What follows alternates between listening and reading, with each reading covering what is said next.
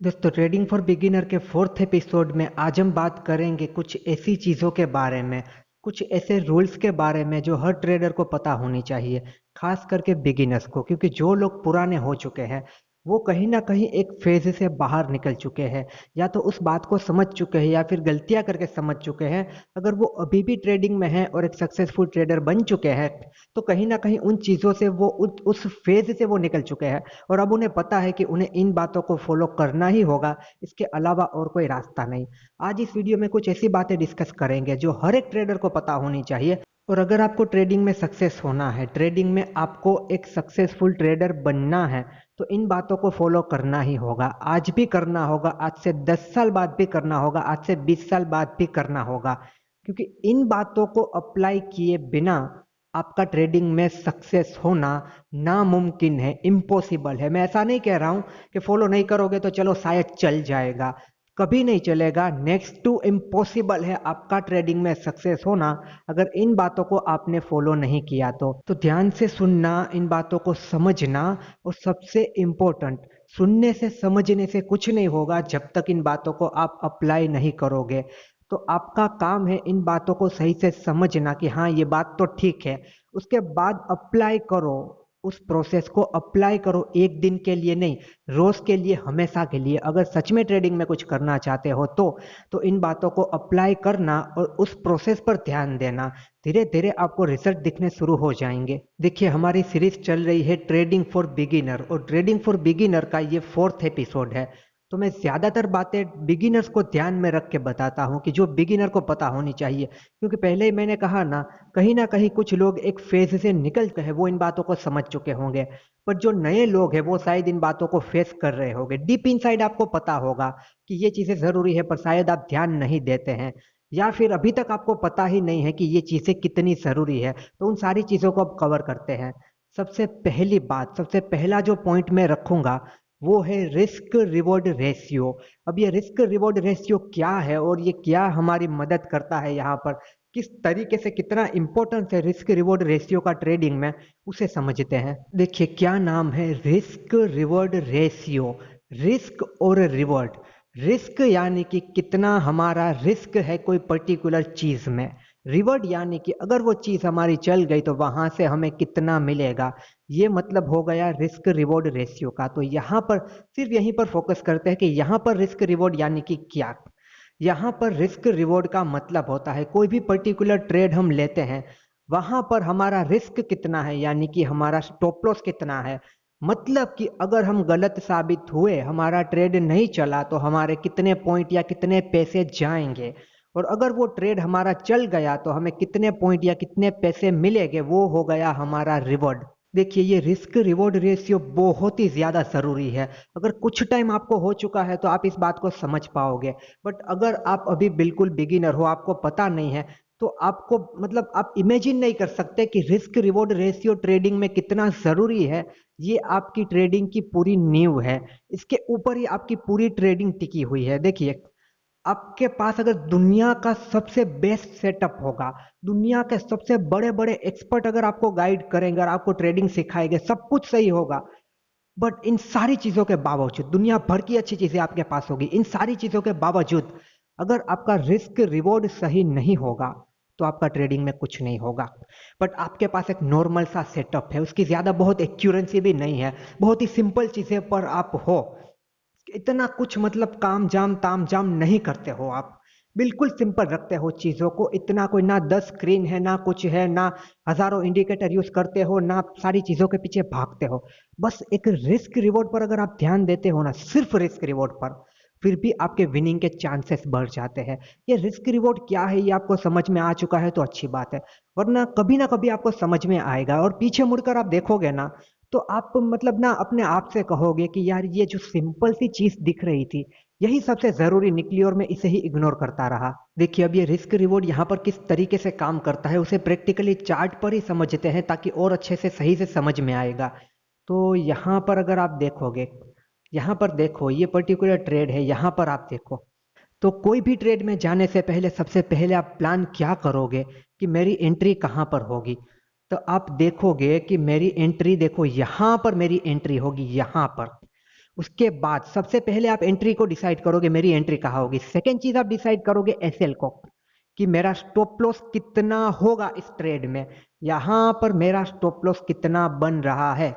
ये दूसरी चीज आप डिसाइड करोगे अपने ट्रेड प्लान करने से पहले। एंड जो तीसरी चीज आप डिसाइड करोगे वो करोगे आपका टारगेट, कि इस ट्रेड में मेरा टारगेट कितने होने वाला है, इस ट्रेड में मुझे कितना टारगेट मिलने वाला है। देखिए अब यहाँ पर हम समझते हैं कि अपने रिस्क रिवॉर्ड को हम किस तरीके से देखेंगे। तो सबसे पहले तो क्या बात की, आप एंट्री डिसाइड करोगे, उसके बाद डिसाइड करोगे मेरा एसएल कहाँ पर है। यहाँ पर आपकी एंट्री है, आपने एसएल बनाया है यहाँ का, करीबन करीबन 70 पॉइंट का एसएल यहाँ पर आपका आ रहा है। कितने पॉइंट का? 70 पॉइंट का।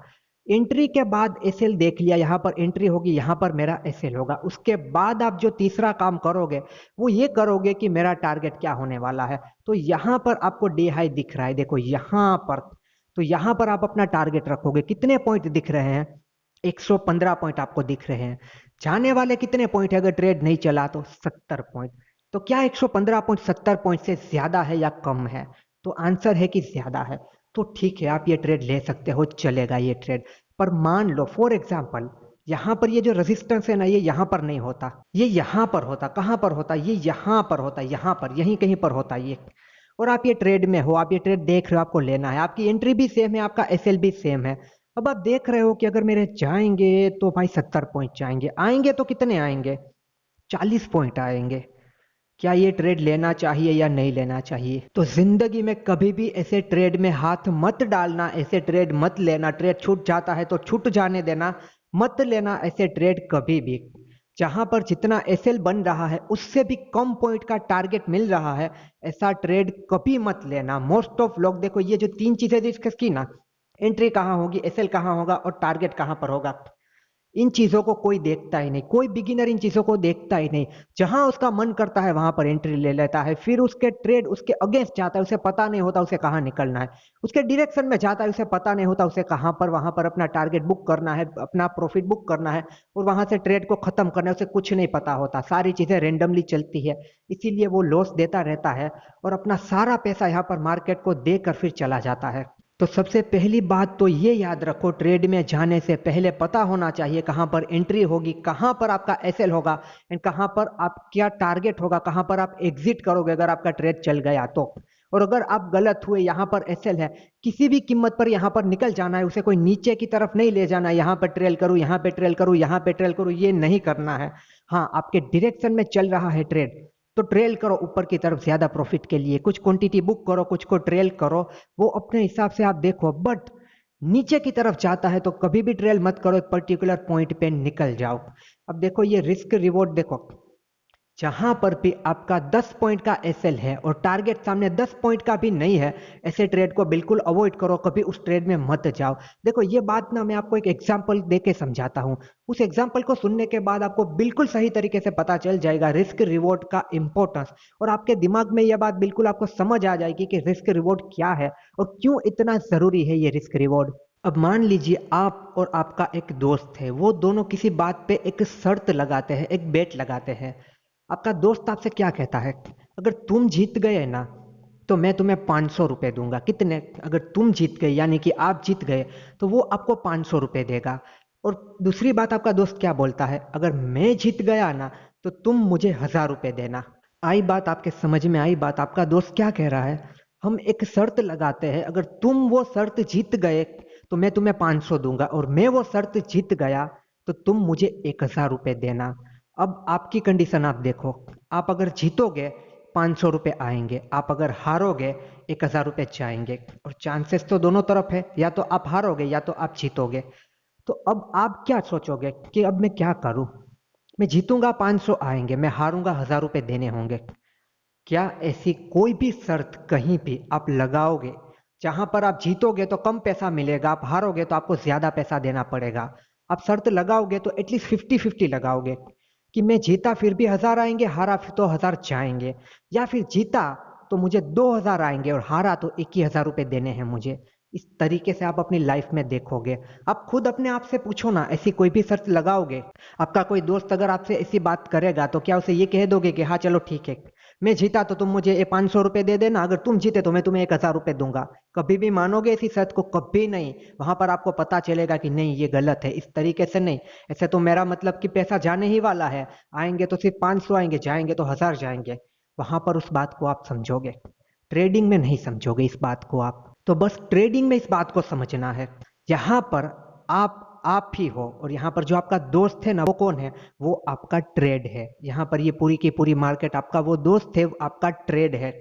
तो आप जिस भी ट्रेड में पोजीशन बना रहे हो, जो भी ट्रेड आप ले रहे हो, वो ट्रेड आपसे क्या कह रहा है? वो ट्रेड आपसे कह रहा है कि भाई अगर तू सही निकला, अगर तू सही निकला मैं तुझे 500 दूंगा, अगर तू गलत निकला तो मैं तुझसे 1000 रुपये लूंगा। उसकी बात नहीं माननी है, किसी भी कीमत पर उसकी बात नहीं माननी, उसे शर्त ही नहीं लगानी। हमें छोड़ दो ट्रेड को, करना ही नहीं हमें ट्रेड, छोड़ दो उस ट्रेड को, वहीं पर बात खत्म। और कोई ट्रेड मिला तो करेंगे, वरना ठीक है छोड़ दो। और अगर आप कोई ट्रेड देखते हो, वहां पर वो आपका ट्रेड यानी कि आपका दोस्त, वो आपसे ये कहता है कि भाई अगर तुम सही निकले मैं तुम्हें 1000 रुपये दूंगा, और अगर तुम गलत निकले तो तुम्हें मुझे 500 रुपये देने पड़ेंगे। तो वो ठीक बात है। तो आप सोचोगे चलो ठीक है, जाएंगे तो 500 जाएंगे, आएंगे तो 1000 आएंगे, वो बात ठीक है। 500 से तो ऊपर आ रहे हैं एटलीस्ट मुझे, तो वहां पर वो शर्त लगा लेनी है। मतलब क्या? वहां पर वो ट्रेड ले लेना है। आई होप आपको रिस्क रिवॉर्ड का पूरा मतलब दिमाग में आपको पता चल गया है। देखो नए लोगों को ये बात नहीं पता होती, पुराने लोग हैं उन्हें सरप्राइजिंग लग रहा होगा कि ये छोटे से टॉपिक पर इतनी सारी झंझट, पर यार नए लोगों को नहीं पता होता। मैं जब नया था, बिगिनर था, मुझे नहीं पता था कि रिस्क रिवॉर्ड का इतना इंपॉर्टेंस होता है। तो जो भी नए लोग हैं उन्हें पता चले कि रिस्क रिवॉर्ड का क्या इंपॉर्टेंस होता है। जहां पर भी ट्रेड ले रहे हो, वहां पर जितना भी लॉस दे रहे हो, एटलीस्ट प्रॉफिट उस लॉस से ज्यादा होना चाहिए, तभी करना। आपके पास 1000 कंफर्मेशन है ना ये ट्रेड चलने वाला है, 1000 कंफर्मेशन है ना कि ये ट्रेड चलने वाला है, और अगर ये ट्रेड चला तो यहां से 20 पॉइंट मिलेंगे, बट अगर ये ट्रेड नहीं चला तो 40 पॉइंट जाएंगे या 30 पॉइंट जाएंगे। पर कंफर्मेशन बहुत है कि ये ट्रेड चलेगा ही चलेगा। मैं तो कहता हूं फिर भी मत लो, फिर भी मत लो। जहां पर अच्छा रिस्क रिवॉर्ड नहीं, वहां पर वो ट्रेड मत लो। पर 50-60% भी कंफर्मेशन है ना कि चल गया तो 20 पॉइंट देगा, नहीं चला तो 10 पॉइंट जाएंगे, तो भी ले लो। रिस्क रिवॉर्ड पे काम करोगे ना तो टिक जाओगे, एक सक्सेसफुल ट्रेडर बन जाओगे, इस बात को याद रखो। एक प्रो ट्रेडर, एक सक्सेसफुल ट्रेडर और कुछ नहीं करता, वो इन सिंपल सी चीजों को अपना लेता है, फॉलो करता है। आप लोग नहीं करते हो, इसीलिए कहीं ना कहीं कुछ चीजों को फेस कर रहे हो, तो इन चीजों को अप्लाई करो। और एक दिन या एक ट्रेड करने से कुछ नहीं होगा, रोज के लिए इन चीजों को अपनाना होगा। सो आई होप आप रिस्क रिवॉर्ड का इंपॉर्टेंस समझ चुके हो। अब देखिए, रिस्क रिवॉर्ड को सही से फॉलो नहीं करोगे ना तो यहाँ पर आपका सक्सेस होना, ट्रेडिंग में आपका टिकना मुश्किल नहीं है, बिल्कुल ही इम्पॉसिबल है। इम्पॉसिबल का मतलब पता है ना, जो नामुमकिन है, जो हो ही नहीं सकता। मुश्किल चीज क्या है?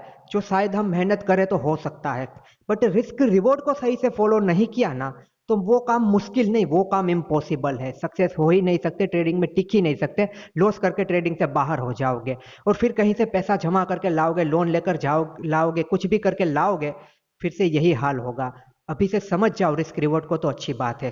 5 ट्रेड में प्रॉफिट करोगे और रिस्क रिवॉर्ड सही नहीं होगा ना, एक ही ट्रेड आपका वो 5 ट्रेड का प्रॉफिट लेके चला जाएगा और परेशान होके घूमते रहोगे। रिस्क रिवॉर्ड का इंपॉर्टेंस समझ जाओ बस, और इसे स्ट्रिक्टली फॉलो करो। ट्रेड मिस होते हैं, होने दो। जिसमें अच्छा रिस्क रिवॉर्ड नहीं है उस ट्रेड को मिस होने दो, जहां जाना है जाने दो। जिसमें अच्छा रिस्क रिवॉर्ड है उसी ट्रेड को लो, तभी जाके लॉन्ग टर्म में आपको कुछ बेनिफिट दिखना शुरू हो जाएंगे, और ये सारी बातें अपने आप समझ जाओगे आप। हमारा सेकंड पॉइंट है कि कितने पैसों से ट्रेड करना। अब सबके अलग अलग कैपिटल होती है, तो मान लो जो भी कैपिटल आपके पास है, फॉर एग्जांपल 1 लाख रुपए की कैपिटल आपके पास है, पूरी कैपिटल लगा के कभी ट्रेड नहीं करना है। वो क्यों नहीं करना है उसे थोड़ा सा समझ लो। देखो, मान लो आपके पास 1 लाख रुपए है, 1 लाख रुपए लगा के आप ट्रेड कर रहे हो, 1 लाख रुपए में से आपको 20,000 रुपए का लॉस हो गया। अब जब भी आगे ट्रेड करोगे तो आपके पास कितने पैसे बचे? 80,000 रुपए।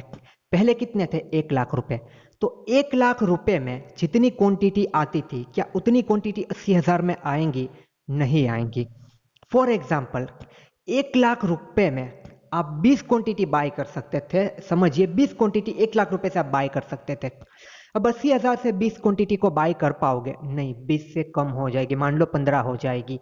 तो पूरी कैपिटल लगा के ट्रेड नहीं करना है। वो क्यों? क्योंकि 1 लाख रुपए लगा के अगर 20,000 लॉस कर दिया है, तो जब 80,000 रुपए लगा के फिर से ट्रेड करने जाओगे, सेम क्वांटिटी नहीं आएगी। तो जो लॉस आपको 1 लाख की कैपिटल लगा के हुआ है ना, वो लॉस आपका 80,000 रुपए लगा के कवर नहीं हो सकता अगर आगे का ट्रेड आपका चलता भी है तो। समझ रहे हो आप मेरी बात को? समझ रहे हो? 1 लाख रुपए लगा के आप 10 लॉट ले पा रहे हो, मान लो 1 लाख लगा के 10 लॉट ले पा रहे हो, तो क्या 80,000 रुपए से 10 लॉट आएंगे? नहीं आएंगे, शायद 7 या 8 लॉट आएंगे। तो 10 लॉट पे जो लॉस होगा वो ज्यादा होगा, 8 या 7 लॉट पे जो प्रॉफिट होगा वो कम होगा। तो ऑल ओवर अपने लॉस को कवर नहीं कर पाओगे। आगे के ट्रेड में प्रॉफिट होगा ना, फिर भी उसे कवर नहीं कर पाओगे। पर हम मान लेते हैं कि आपके पास 1 लाख रुपए की कैपिटल है। कितनी? 1 लाख रुपए की। वो 1 लाख यूज करके आप ट्रेड नहीं कर रहे हो, उसमें से आप 20,000 रुपए से ही ट्रेड कर रहे हो। तो 20,000 रुपए से जो भी क्वांटिटी आती है, उस क्वांटिटी पर अगर आपको जो भी लॉस होता है, तो उसके बाद आपके पास कितना पैसा बचता है? मान लो 20 के 20,000 चले गए, चलो ये मान लो, उसके बाद भी आपके पास 80,000 बचता है। तो उसके बाद भी आप सेम क्वांटिटी से ट्रेड कर पाओगे। आपके पास 80,000 रुपए पड़े हैं, आप और 20,000 रुपए निकाल के सेम क्वांटिटी के साथ ट्रेड करोगे, और अगले ट्रेड में जब प्रॉफिट हो जाता है तो पहले के ट्रेड का लॉस आपका अगले ट्रेड में कवर हो सकता है। बट आगे इतना पैसा ही नहीं बचा कि सेम क्वांटिटी से आप ट्रेड ले पाओ, तो पहले का लॉस कवर नहीं होगा। धीरे धीरे धीरे करके वो लॉस कवर करोगे, फिर एक ऐसा ट्रेड दोबारा आएगा जो सारा आपका प्रॉफिट एक ही लॉस लेकर जाएगा, और 5 ट्रेड के बराबर, 5 प्रॉफिट वाले ट्रेड के बराबर एक लॉस देकर आपको चला जाएगा। आप जहां पर थे वहां पर, मतलब कि लॉस में थे, लॉस में आ जाओगे। तो अब आप समझे मैं ऐसा क्यों कह रहा हूं कि टोटल कैपिटल के साथ आपको ट्रेड क्यों नहीं करना है। उसके काफी सारे रीजन है। एक ट्रेड में कभी पैसा नहीं लगाना है, बट एक रीजन ये है कि दोबारा सेम क्वांटिटी के साथ ट्रेड नहीं कर पाओगे। 1 लाख से ट्रेड करोगे, फिर 80,000 बचेगा, तो 80,000 में उतनी क्वांटिटी नहीं आएगी जितनी 1 लाख में आती थी। पर 20,000 से ट्रेड करोगे, 20 के 20 चले गए, फिर भी इतना पैसा होगा कि सेम क्वांटिटी के साथ ट्रेड कर पाओ, ताकि आपका रिस्क रिवॉर्ड भी मेंटेन होता रहे, आपका प्रॉफिट एंड लॉस भी मेंटेन होता रहे। क्योंकि पहली बार लॉस हुआ होगा 20,000 का, फिर उतनी क्वांटिटी नहीं ले पाओगे क्योंकि पैसा ही नहीं बचा। तो दूसरी बार जब प्रॉफिट होगा तो वो शायद 10,000 का ही होगा, तो लॉस से कम हो गया आपका प्रॉफिट। तो फिर यहाँ पर कैसे टिकोगे? बात आ गई वो रिस्क रिवॉर्ड वाली, ये बात हो गई यहाँ पे कनेक्ट। तो उतने ही पैसों से ट्रेड करना कि वो अगर चला भी जाए, वहां पर लॉस भी हो जाए, आपका एसएल भी हिट हो, तो आपके पास, आपके अकाउंट में इतना पैसा बचे कि आप सेम क्वांटिटी के साथ अगेन ट्रेड कर पाओ, ताकि जो लॉस हुआ है उसे आप रिकवर करने के लायक रहो। वरना उसे आप रिकवर नहीं कर पाओगे और लॉस में ही जाते रहोगे। तो कभी भी फुल अमाउंट के साथ, अपनी फुल कैपिटल के साथ ट्रेडिंग मत करो। अपने कैपिटल का कुछ परसेंटेज लगा के ट्रेड करो, ताकि हर बार आप सेम क्वांटिटी से ट्रेड कर पाओ। जब भी आपका सेटअप आता है, जब भी आपका ट्रेड बनता है, जब भी आपको सारी चीजें सही लगती है, तब तो सेम क्वांटिटी से ट्रेड करोगे तो अपने लॉस को रिकवर कर पाओगे, अगर पहले लॉस हुआ है तो इस बात पर भी बहुत ध्यान देना और इस बात को भी समझना। तीसरा पॉइंट यहाँ पर हमारा आ जाता है पोजीशन साइजिंग। पोजीशन साइजिंग का क्या मतलब होता है? पोजीशन साइजिंग का नॉर्मल सा मतलब क्वांटिटी समझ लीजिए। अभी वो आपके पास कितनी कैपिटल है, आपको उस पर कितना रिस्क लेना है, वो हमने एक डिटेल वीडियो में काफी समय पहले समझा था कि अपना रिस्क को कैसे मैनेज करें, अपना रिस्क कैसे निकाले, कि पर डे कितना रिस्क लेना है। तो उस पर डीप में नहीं जाना है, इतना समझ लीजिए। पोजीशन साइजिंग मतलब कि आप कितनी क्वांटिटी के साथ ट्रेड कर रहे हो। तो यहां पर समझिए, हर बार सेम पोजीशन साइजिंग से ट्रेड नहीं करना है। हर बार का क्या मतलब? अभी अभी तो मैंने ये कहा कि आपके पास इतना पैसा बचना चाहिए कि आप सेम क्वांटिटी के साथ ट्रेड कर सको। हमारा प्रीवियस पॉइंट तो यही था ना, कि 1 लाख से ट्रेड करोगे, 20,000 चलेगे, फिर 80,000 से सेम क्वांटिटी नहीं ले पाओगे। तो इस पॉइंट में मैं ये क्या बोल रहा हूं कि हर बार सेम पोजीशन साइजिंग से, यानी कि सेम क्वांटिटी से ट्रेड नहीं लेना है। तो उसे समझो कि ऐसा मैं क्यों कह रहा हूं।